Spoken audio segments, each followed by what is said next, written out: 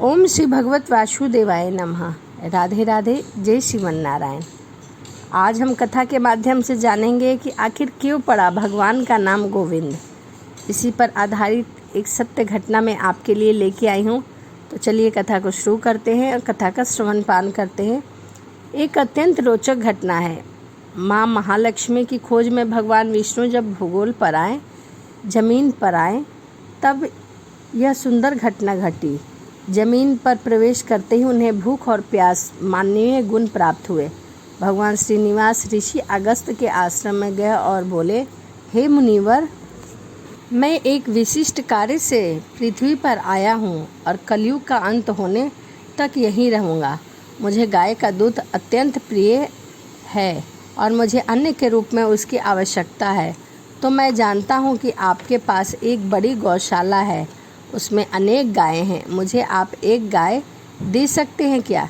ऋषि अगस्त हंसे और कहने लगे, स्वामी, मुझे पता है कि आप श्रीनिवास के मानव स्वरूप में श्री विष्णु हैं। मुझे अत्यंत आनंद है कि आप इस विश्व के निर्माता और शासक स्वयं मेरे आश्रम में आए हैं। मुझे यह भी पता है कि आपने मेरी शक्ति की परीक्षा लेने के लिए यह मार्ग अपनाया है। फिर भी स्वामी, मेरी एक शर्त है कि मेरे गौशाला की पवित्र गाय केवल ऐसे व्यक्ति को मिलती है जो उसकी पत्नी संग यहाँ आए।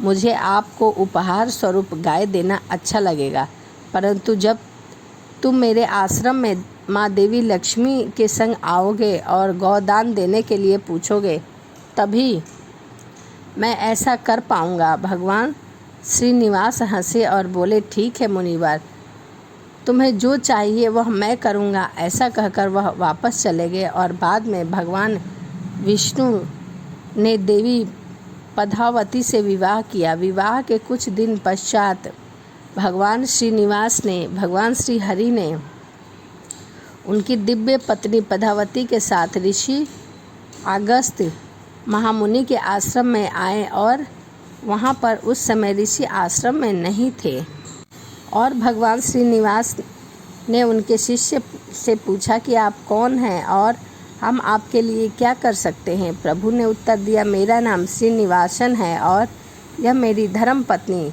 पद्मावती है। आपके आचार्य ने मेरी प्रतिदिन की आवश्यकता के लिए एक गाय दान में देने के लिए कहा था, परंतु उन्होंने कहा था कि पत्नी के साथ आकर दान मांगोगे तभी दूंगा, तभी मैं तुम्हें गाय दान में दूंगा।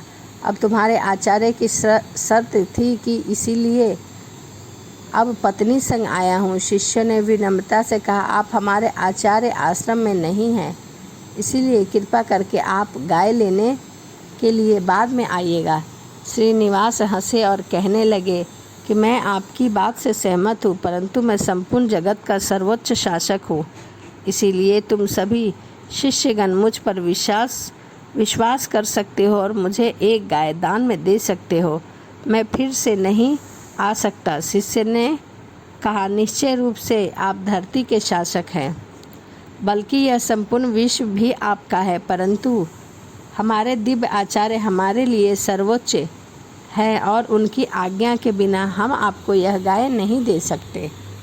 धीरे धीरे हंसते हुए भगवान कहने लगे कि आपके आचार्य का आदर करता हूँ, कृपया वापस आने पर आचार्य को बताइएगा मैं सपत्नी आया था। ऐसा कहकर भगवान निवास तिरुमाला के दिव्य में जाने लगे। कुछ मिनटों में ऋषि अगस्त आश्रम में वापस आए और जब उन्होंने देखा और उन्हें इस बात का पता लगा तो वह अत्यंत निराश हो गए।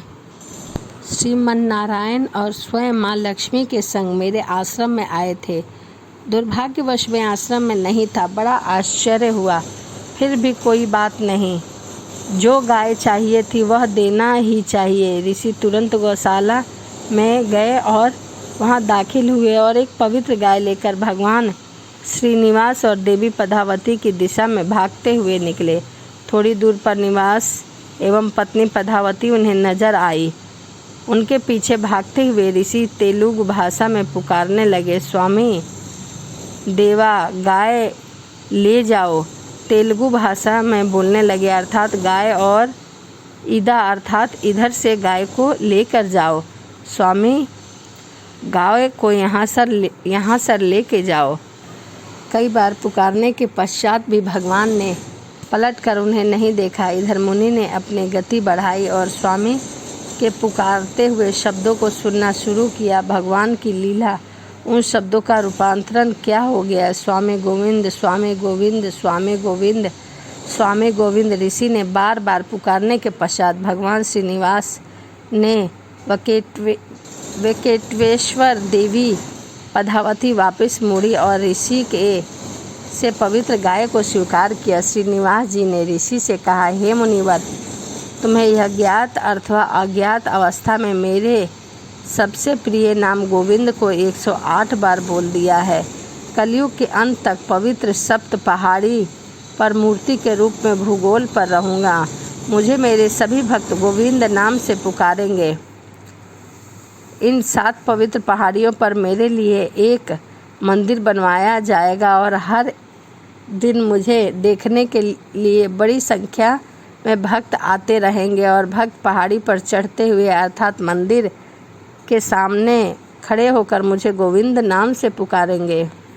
मुनिराज कृपया ध्यान दीजिए, हर समय मुझे इस नाम से पुकारते वक्त तुम्हें भी स्मरण किया जाएगा, क्योंकि इस प्रेम भरे नाम का कारण ही तुम हो। यदि किसी भी कारणवश कोई भक्त मंदिर में आने में असमर्थ रहेगा और मेरे गोविंदा नाम का स्मरण करेगा, तब उसकी सारी आवश्यकता मैं पूर्ण करूँगा। 7 पहाड़ियों पर चढ़ते हुए जो गोविंद नाम को पुकारेगा, उन सभी की सारी आवश्यकताओं को मैं पूरा करूँगा।